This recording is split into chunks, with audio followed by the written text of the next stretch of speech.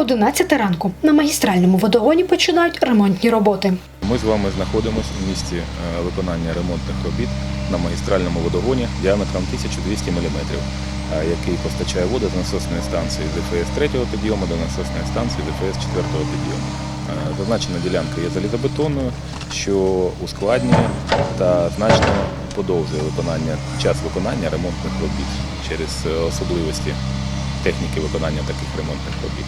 На водоводі знайшли 2 витоки. Через них, за словами Алєксєєва, без води можуть залишитися 15 тисяч абонентів у Попасні, Гірському та Золотому та щонайменше 400 тисяч людей на окупованій території. На теперішній час ми проводимо земляні роботи. Після того, як буде остаточно все розрито, буде встановлено характер пошкодження і від цього будуть залежати терміни виконання ремонтних робіт. Можливо, ми закінчимо сьогодні, можливо, ще залишиться дещо доробляти завтра.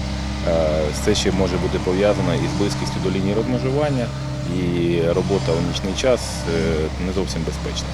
Гроші на стале водопостачання прифронтових територій, зокрема, надають представники Міжнародного комітету Червоного Хреста. Частина допомоги, яка надається ICRC, ми надаємо допомогу хімічними реагентами, які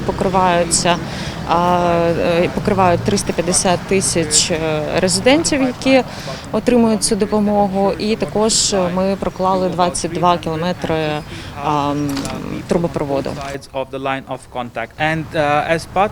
Як частина допомоги, яка запроваджується Міжнародним комітетом Червоного Хреста, ми даємо допомогу по обидві лінії зіткнення, надаючи підтримку Попасному водоканалу. Також міжнародники надали водоканалу техніку для аварійних робіт. Ковальова Анастасія, Олексій Рохман, Олександр Буряк. Новини на Донбас Онлайн.